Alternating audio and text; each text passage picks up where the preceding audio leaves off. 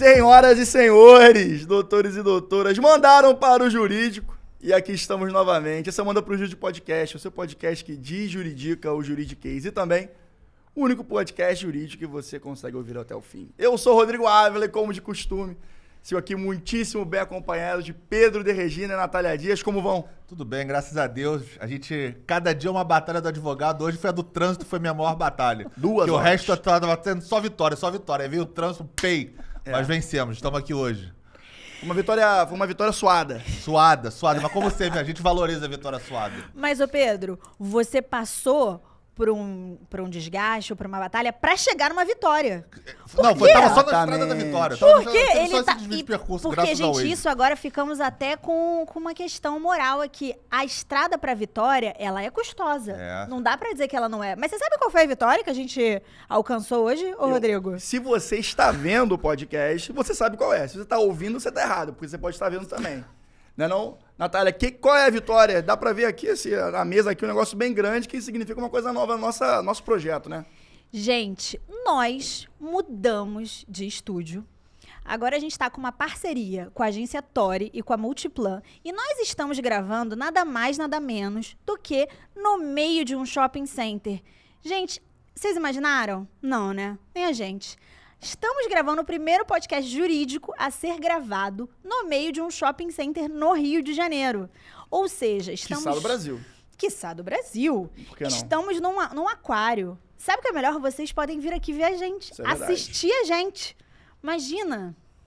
Que já era um projeto nosso de fazer uma vez num aquário, né? A gente tinha esse sonho, né, cara? Deus escreve certo por linhas tortas, né? A gente É acabou verdade. acontecendo de outra forma. É verdade, a gente tinha esse projeto, essa ideia, assim, meio É verdade. megalomaníaca, mas acabou que a megalomania aconteceu, né? Estamos aqui num estúdio incrível. E eu, primeiramente, aqui na minha fala, obrigado, pessoal da Multiplan, obrigado, pessoal da Tori, pela confiança no nosso projeto. É uma nova fase que manda para o jurídico e acredito que é uma fase que vai trazer frutos muito bons, não só para a gente, mas como nós como projeto, Rebeca, a Ju, que também estamos envolvidas conosco, e torcendo também para que a gente colabore cada vez mais com o projeto da Multiplan e da Tori aqui no Parque Shopping Jacarepaguá. E a única coisa que eu quero torcer também é que o nosso TDAH não fale mais alto, porque, gente, a gente está no meio da praça de alimentação, literalmente. Então eu tenho vários estímulos visuais, eu tenho várias lojas, eu tenho várias pessoas passando. Então vamos rezar pro TDAH da gata não baixar Estímulos e a gente gastronômicos. conseguir se manter na pauta. Exatamente. Mas, já entrando no assunto pauta, eu vou puxar para a Natália, porque a Natália é nossa especialista em casamento. Porque ela passou por essa Experiência. aventura, digamos assim, na verdade. E, Sou uma grande entusiasta do dando uma tema. pequena provocação, eu vi uma notícia, uma frase muito polêmica de um grande ator nosso, que é o Wagner Moura, que ele fala a seguinte frase: o casamento é uma instituição moderníssima. Hoje, nada mais obriga duas pessoas a estarem juntas, a não ser o amor. Porque nunca precisou casar pra pegar o plano de saúde do marido, né? Ou da esposa. A verdade é essa. tem que ser Agora ele dita. assumiu um pouco minha parte, isso aí. Isso aí foi meio caos do pânico aqui. Mas né? tô mentindo? Não. Tô mentindo? Na Zona Sul é fácil falar isso. Nunca foi pô. ali no cartório fazer uma união estável rapidinho pra poder gozar do plano. Pô, quinta-feira, 9 da noite, o cara vai falar, eu vou ter que ler uma notícia dessa? Pô, pelo amor de Deus. Alô, Carol, se liga, tá? Seu plano de saúde for bom, já sabe, Não, né? eu tenho meu também, tá tudo certinho. Os dois planos O são... golpe do baú. Os dois planos são bons, eu não vou falar qual é o plano, golpe porque... tá aí, cai quem eu não quer. vou falar qual é o plano, por quê? Porque não Porque tá patrocinando. Tá na né? mesa. Então, ó, já abre aí, plano de saúde. Vamos lá, Natália. Querem ouvir coisas boas sobre vocês? Contrata a gente.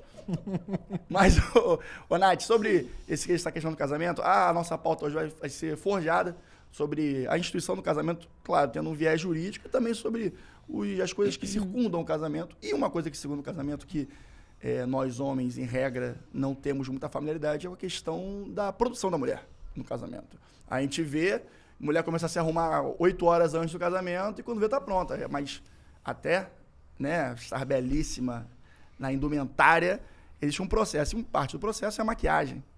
Maquiagem é essa que tomou uma proporção assustadora nas redes sociais recentemente pelo conflito maquiagem social e maquiagem de noiva. Natália, desenvolva essa ideia. Eu ia falar que antes as coisas tomavam uma proporção kafkiana, que eles chamavam. Agora as coisas tomam uma proporção tiktokiana. Perfeito. Quando se tiktokiza coisa, ela rompe a barreira e tá em todo lugar.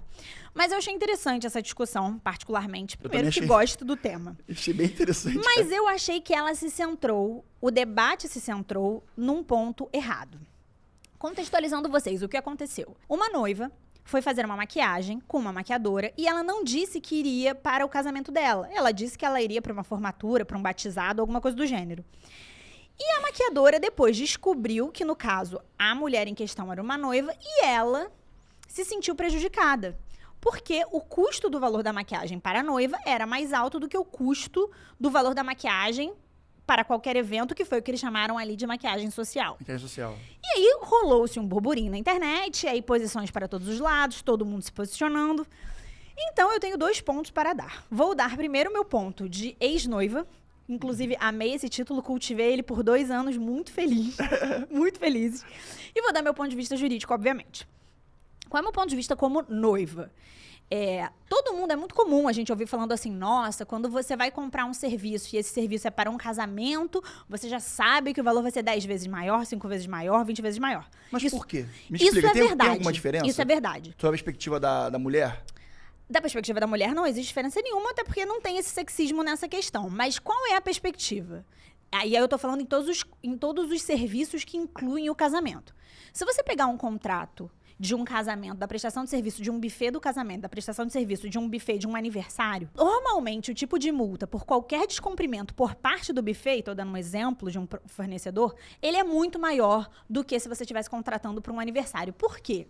Porque entende-se que o evento casamento é um evento em que durante aquelas 6, 7, 8 horas de festa, nada pode dar errado. Então, é uma contratação com um nível de rigor muito maior. E todos nós, profissionais, sabemos que quando você contrata um serviço, quanto maior a expertise, maior qualidade se emprega naquele serviço, mais você cobra. Quanto melhor eu sou num assunto, se alguém me pede uma consultoria, acho que agora eu vou cobrar sobre aquilo, porque eu vou dar uma consultoria melhor. Então esse é o ponto. E qual que é o ponto que eu acho sobre a maquiagem de noiva? Nesse caso especificamente. Quando você é noiva, e você, em regra, tem o seu dia da noiva. Então, quando você vai fechar um contrato de maquiagem e você diz que é noiva, o maquiador ou a maquiadora, ele embute uma série de situações que tornam o serviço dele melhor. Em regra, ou ele cria um ambiente mais bonito, ou ele vai até seu ambiente, ou ele usa um produto melhor porque vai durar mais no seu rosto. Agora, eu acho que a gente poderia retirar o nome maquiagem social e maquiagem da noiva e falar o seguinte: você pode contratar um serviço com plano standard, ou você pode contratar um serviço com plano Diamond, Plus, Gold. Aí você chama VIP, você chama do que você quiser. Eu acho que a discussão, ela é centrada basicamente nisso. Por quê?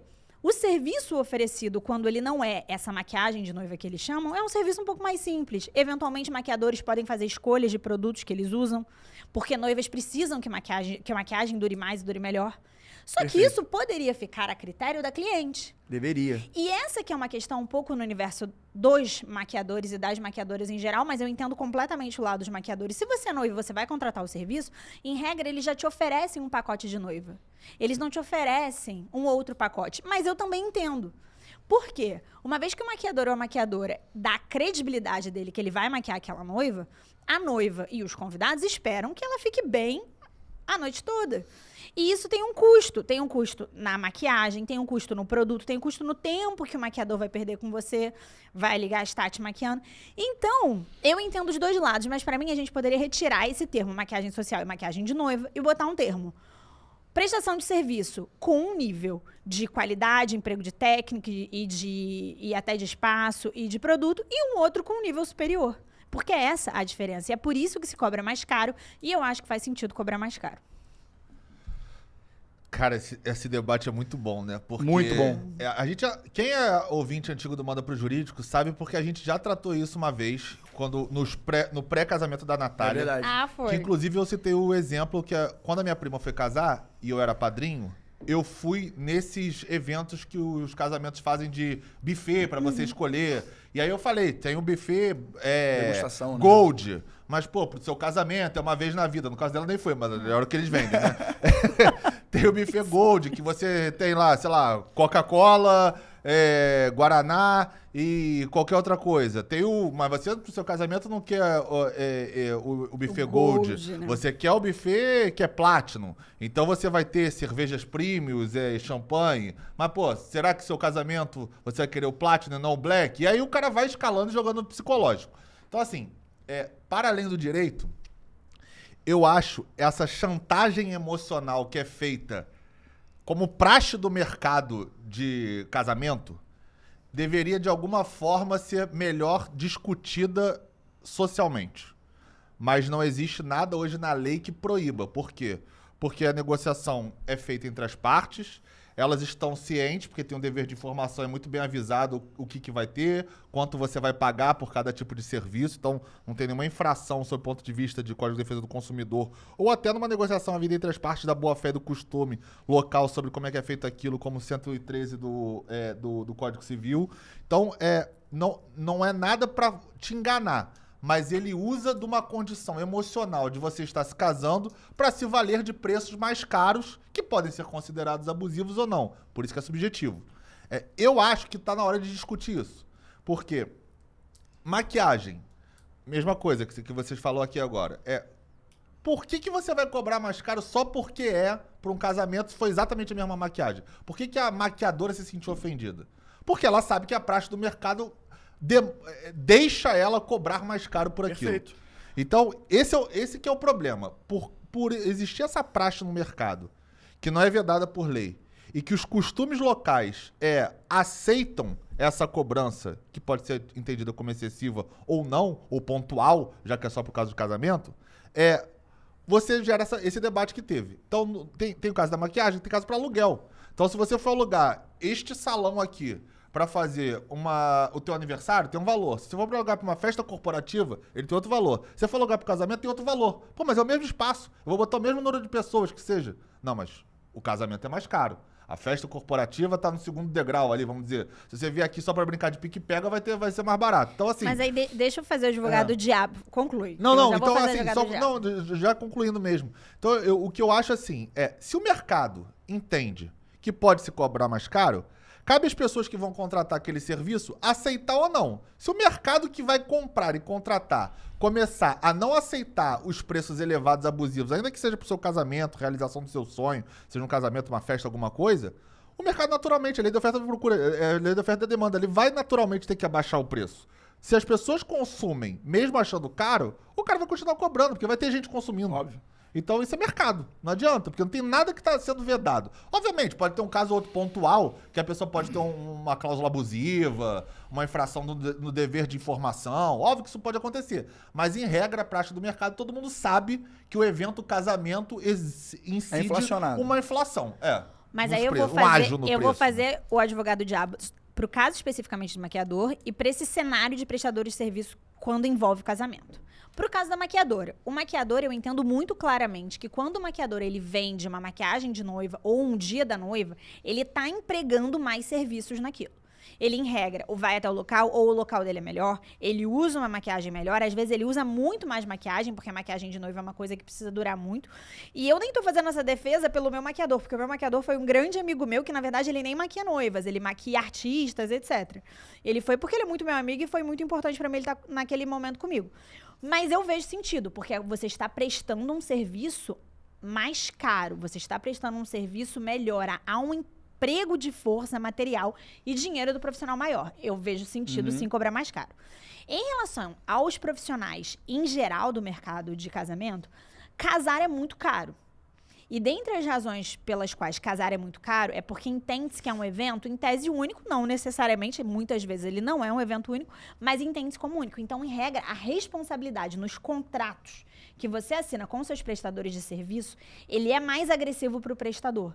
Porque nada, absolutamente nada pode ser errado. Porque você sabe, todo mundo já ouviu falar de algum caso judicial, qualquer caso judicial de má prestação de serviço, quando se trata de casamento, em regra você tem uma indenização maior. Em regra você tem uma decisão favorável ao consumidor, embora a lei seja sempre favorável ao consumidor, é completamente diferente. Se o meu vestido de noiva não foi entregue na data e o meu vestido para ir a um casamento qualquer, ir a uma formatura qualquer, o impacto na minha vida é muito diferente. Necessariamente vai ter um impacto diferente em quem presta serviço.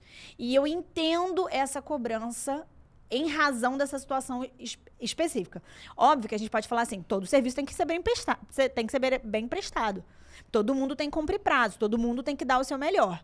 Mas eu entendo que quando há um nível de cobrança e exigência maior, cobre-se um pouco mais por isso. Coloca, tipo, um então, seguro. embora eu acho que sim, tem algum nível de abusividade, eu também entendo o custo ser mais alto. Eu acho é uma boa observação. Mas se houvesse materiais diferenciados, uma técnica diferenciada, o fornecimento de forma que justificasse esse valor, a maquiadora desse caso aí que vocês estavam citando, quando fez Exato. pra esse caso, ela falou, peraí, isso aqui é uma maquiagem pra casamento. Então, se ela que é profissional, entre aspas, foi enganada, é porque nada do que ela fez ali poderia ser aplicado exclusivamente para casamento, e sim para qualquer outro evento, como ela achou que era um outro evento. Não, é importante Não, mas assim, aí, Pedro... Eu sei que é pontual, eu entendi o que você tá falando. Não, é porque eu acho Mas que nesse assim- caso ela tava fazendo uma maquiagem que ela faria pra qualquer pessoa. Então. Ela diz que a maquiagem de noiva dela, não sei se ela diz isso, mas em tese seria isso. A maquiagem de noiva dela é melhor, seria melhor. Então, mas se ela fez profissional a maquiagem, achando que era, sei lá, pra uma festa de aniversário, e aí ela cobrou o valor que ela achava justo. A pessoa aceitou aquele valor e pagou aquele valor. Se depois ela descobre que aquele valor, se aquela maquiagem, na verdade, foi direcionada ao casamento ou uma festa de aniversário, então eu não vejo nenhuma técnica, nenhuma diferença de material, nada que justificasse a indignação dela da cobrança de preço, que não ela saber que é um casamento e por saber que na praxe o casamento você pode sempre inflacionar o preço. Só que a gente Não, mas vai cair no CDC. Acho que é não, importante a gente pisar nesse solo, porque a gente está falando, claro, fatores mercadológicos e motivos nos quais a gente entende ser contra ou não isso, né? Se a gente pegar no CDC, a gente vai encontrar dois artigos que a gente pode mencionar isso. Primeiramente, o 3910 do CDC, que fala que não é possível uma elevação de preço de entre um serviço ou outro sem justa causa, que aí bate no que o Pedro falou.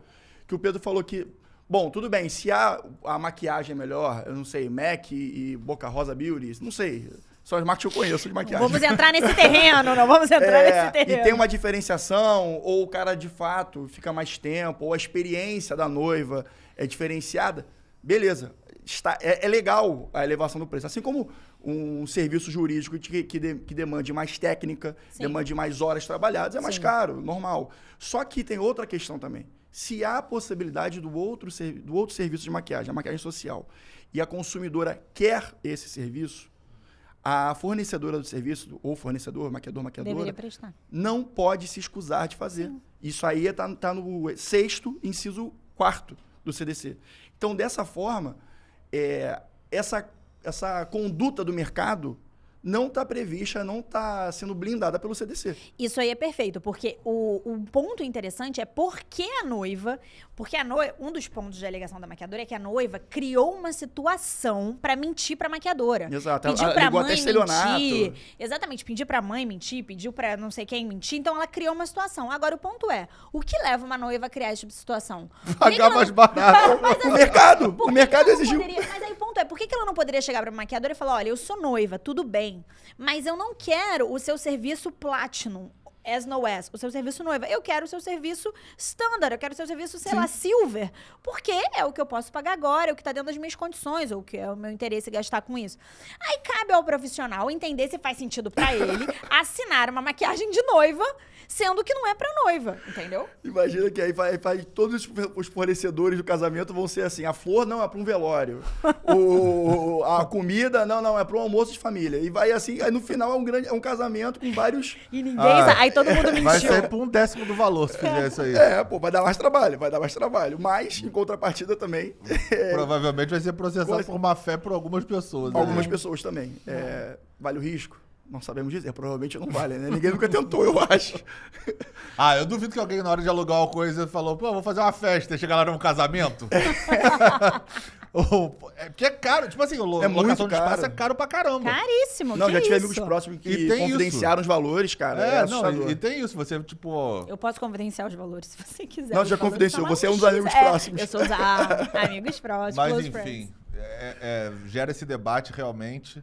Acho que tem margem para os dois lados, né? Eu de acho, interpretação. sabe o que eu tô percebendo agora? Todos os temas que a gente vai falar são temas que botam uma aguinha no casamento. Eu vou ser uma defensora do casamento aqui. Quando eu puder, eu vou dar uma entrada sendo defensora Eu do sou casamento. pró-casamento e porque eu adoro festa de casamento também. Inclusive, o casamento da Natália foi maravilhoso. As fotos ficaram incríveis. Parecia que a gente estava num grande... Aquele filme lá de Las Vegas, como é que é o nome? Se beber não Se case. beber Se não beber não case. case. Parecia um grande se beber não case, aquele No casamento. caso, era se beber case. Se Case e beber, Se beber a beba. Natália, casa. Case e beba. Gente, mas eu amei tanto casar que eu Foi já muito tô doida legal. pra fazer uma renovação de votos, um negócio fazer. assim. Tô aceitando. Gente, eu amei. Nem tem um ano que eu casei. Não, foi em maio, né? Foi em maio, vai fazer um ano. Pouquíssimo tempo. Então, Mas eu também tô esperando outros 2 casamentos aqui que estão pra surgir, não sei, ninguém sabe. Vamos tava ver. esperto, Pedro tava esperto. Joguei. Grande Rebeca. Eu joguei. Ainda tem Rebeca, é verdade. Mas Esse agora, pessoal tira muito falando- corpo fora. Falando não. outra coisa, outro ponto da pauta casamento, dando até uma sequência a uma pauta que a gente fez alguns episódios atrás, que eu não vou lembrar o episódio, não fiz esse dever de casa. Já foi melhor, hein, gato? Fui melhor. Que é a questão da separação de bens em uniões estáveis que tem de pessoa, que uma das pessoas tem mais de 70 anos e, enfim, eventualmente tem o patrimônio. Porque se não tiver patrimônio, não tem por que ter esse debate. Julgou-se no STF essa questão que, cara, desde o tempo que eu estava na faculdade, Isso aí, discutir. eu ouvia esse debate, professores de direito de família, direito constitucional, sempre levantaram isso. Porque antigamente era vedado outro regime de bens, além da separação total, quando um dos noivos tem mais de 70 anos. separação obrigatória. Perfeito, separação obrigatória de bens. Só que agora no STF julgou-se essa questão, que já estava consolidada, salvo engano, desde 88, esse debate. E agora flexibilizou-se. Pedrão, Aliás, outra vez, quem é ouvinte do Manda pro Jurídico, Sabe. a gente já falou isso antes de existir essa discussão no STF, inclusive. É Tá? A gente aqui é verdade. pioneiro, a gente tá dando a dica pro STF aqui, que eles estão assistindo a gente aqui, inclusive Luna Barroso já veio aqui como nossa convidada, e o STF foi ela tá que aqui, falou ó, lá pro Barroso. de olho pra gente, de olho no nosso episódio. Grande abraço, Luna. É verdade. Mas brincadeiras à parte, é o seguinte, na nossa discussão, a gente, na primeira vez que a gente fez esse episódio, a gente falou, será que hoje em dia ainda é razoável que uma pessoa de 70 anos, seja ele homem ou mulher, para se casar novamente, porque provavelmente já casou, né, até 70 anos, provavelmente a pessoa já casou em algum momento da vida dela. Então, pra ela casar, mais que uma pessoa mais nova. vou acreditar né? que seja novamente. Vamos lá. Ou seja, o Pedro é romântico, ele acredita no amor, ele acredita que a pessoa mas já ele casou Tem que em algum acreditar, a gente momento. tem que acreditar, Então, assim, 70 anos, fosse casar, seria justo, é razoável hoje em dia, no mundo que a gente vive, que as pessoas de 70 anos sejam obrigadas a separar todo o seu patrimônio daquela pessoa que vai conviver com ela até o resto da vida dela, por exemplo? Então, esse foi o debate que a gente fez. Porque quando você traz isso lá para antigamente, porque isso já é uma legislação que vem desde o Código Antigo, que é de 16. E o nosso Código Civil atual é desde 2002, que ele foi promulgado. Então já tem aí quase mais de 20 anos, né? Já tem... 2002? 22 anos. Então O Código Civil é mais velho que a Júlia. É mesmo, mas o Código Civil é mais velho que o Mais velho que- estagiário que ele tá falando aqui.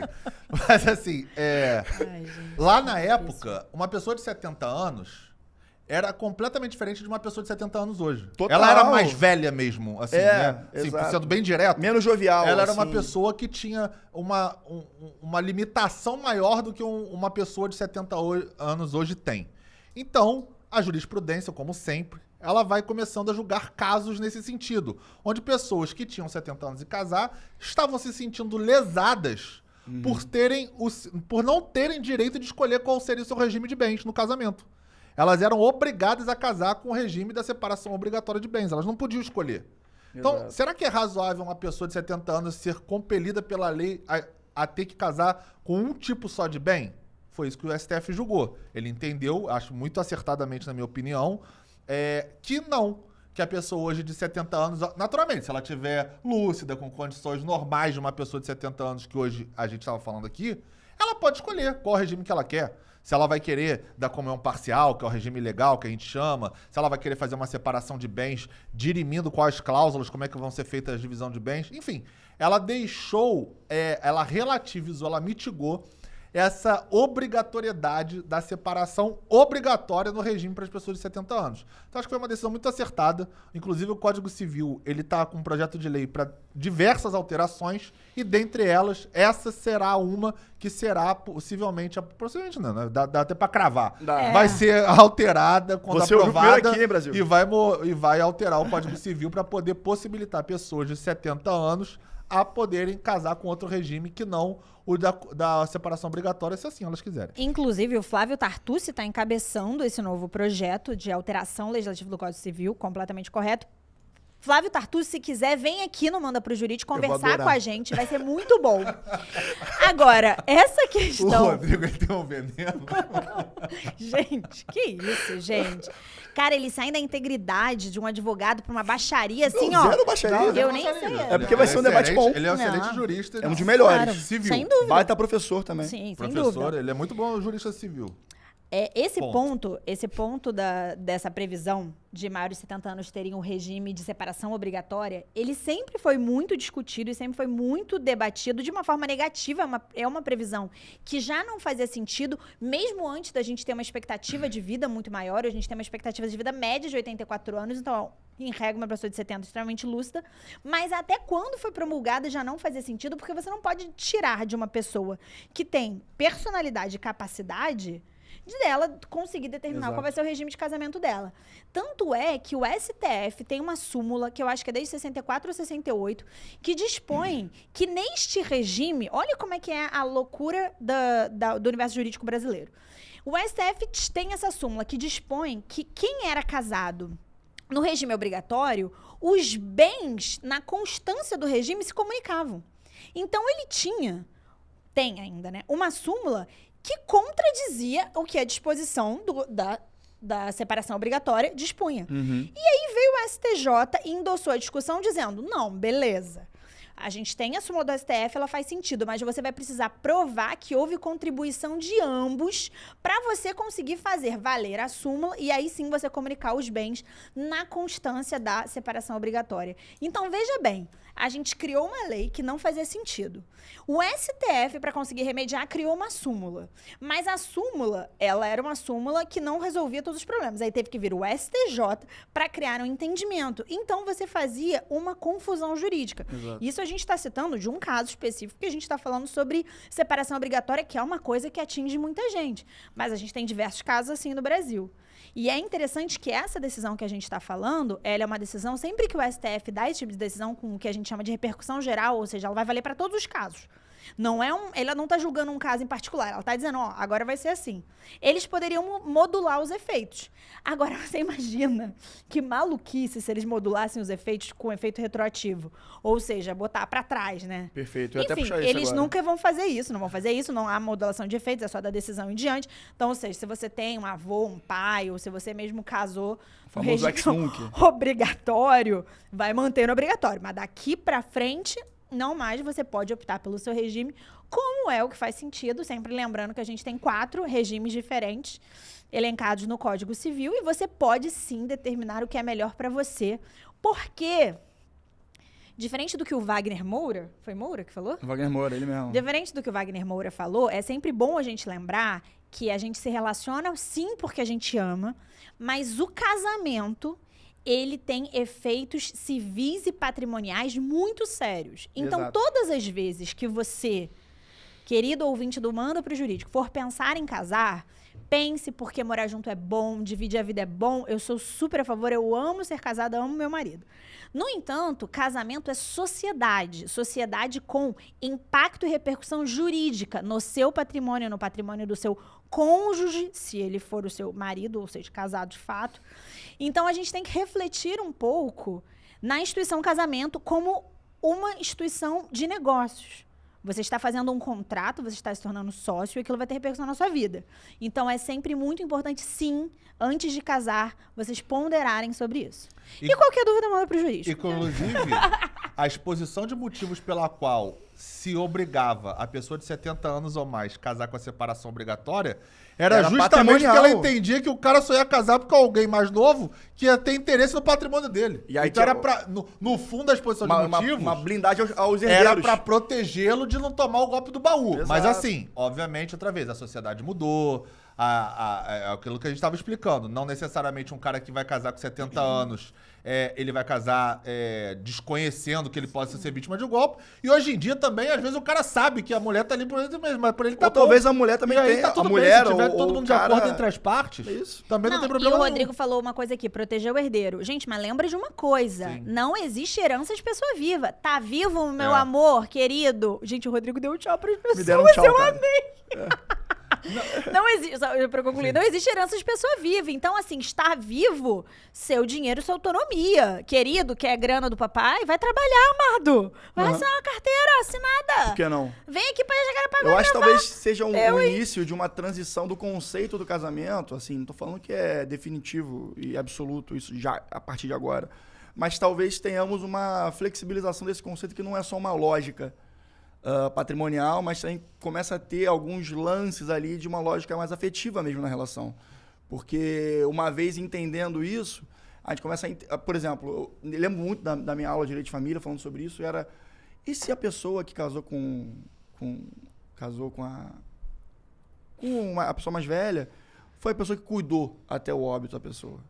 Também tinha muito caso assim. Entendeu? Desses que ensejaram. E os filhos abandonaram porque já era uma pessoa incapaz, uma pessoa que não tinha mais interesse, e a pessoa, por carinho, por afeto, por amor mesmo, cuidou dessa pessoa até o último dia de vida. Isso tem muito valor.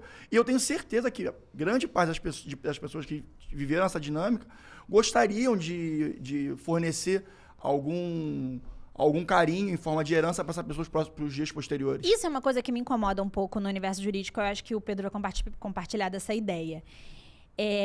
Eu acho, sim, que faz sentido, ainda mais assim, num estado como o Brasil. Muitas vezes, o constituinte, aí todo mundo que faz leis infraconstitucionais também, tutelar bens que eles entendem que podem ser bom, ih, meu Deus do céu, que podem ser bom, é que eu tô vendo aqui trem bom, tá vendo, gente? Não vai dar certo isso, que pode ser bom pro cidadão. Mas muito me incomoda todas as vezes que a lei ultrapassa essa esfera e ela condiciona ou ela restringe o direito da pessoa, o direito dela de escolher, o Isso. direito dela a dispor do patrimônio dela. Inclusive, a gente já falou sobre repercussões no âmbito de direito de família, sobre patrimônio também, não lembro em qual episódio. Muito me incomoda essa ideia de você cercear o indivíduo de alguma forma. Exato. A gente acaba que muitas vezes a gente tem uma construção jurídica e constitucional muito paternalista. Perfeito. E eu acho que a gente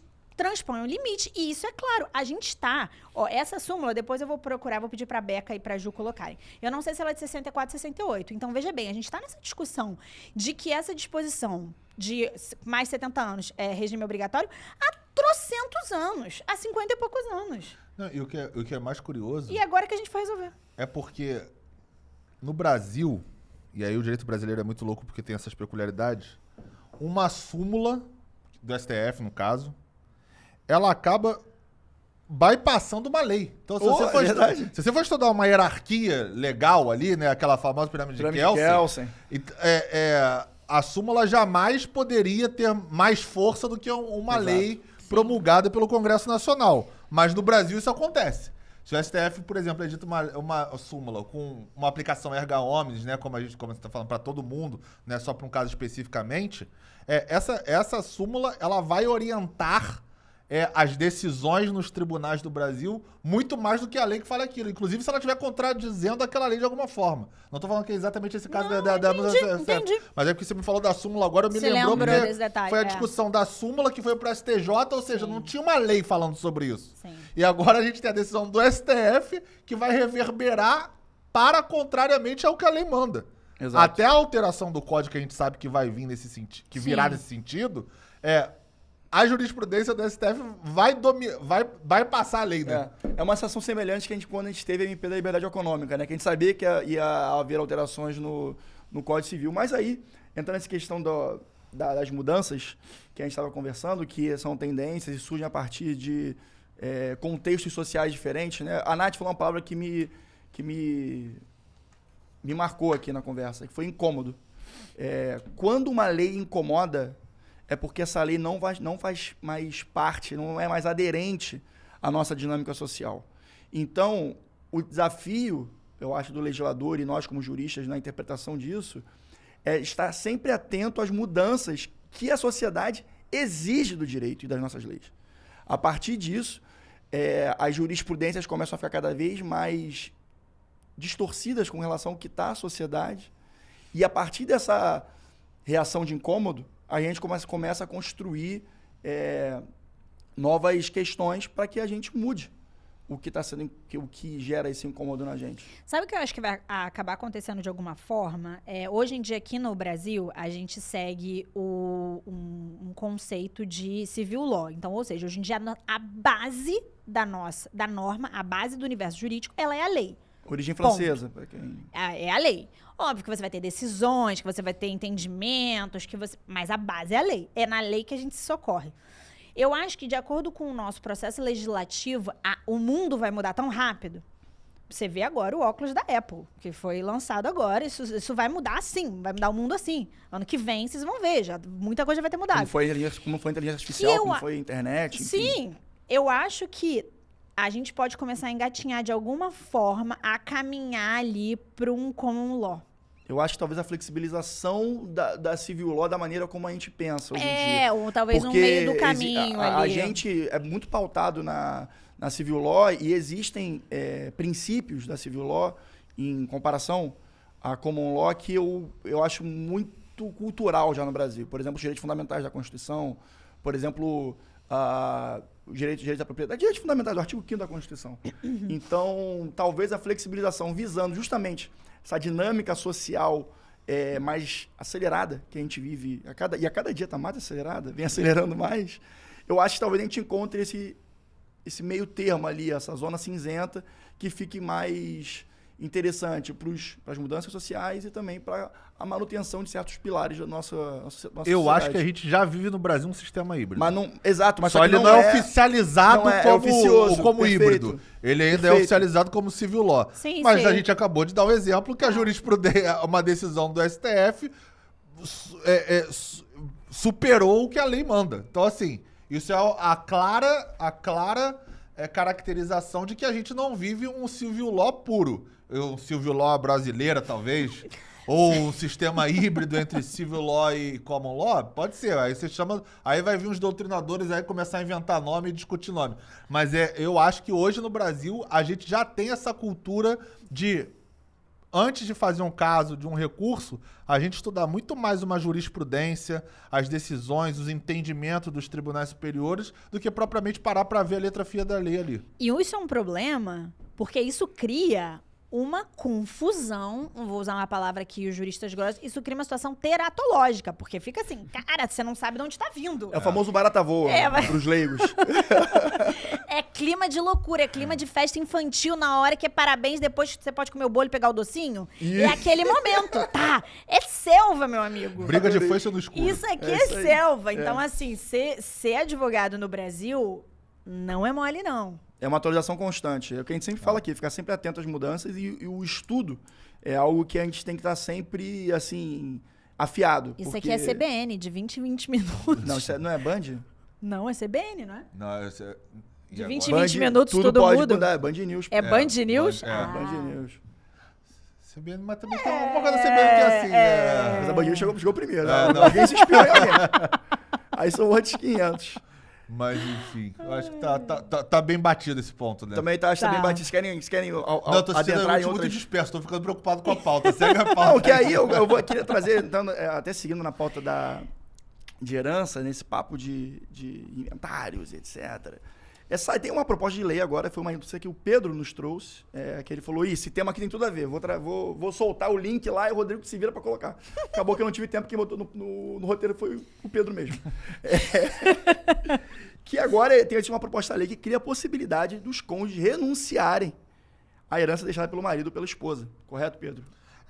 mais uma alteração que está sendo discutida no Congresso para o Código Civil.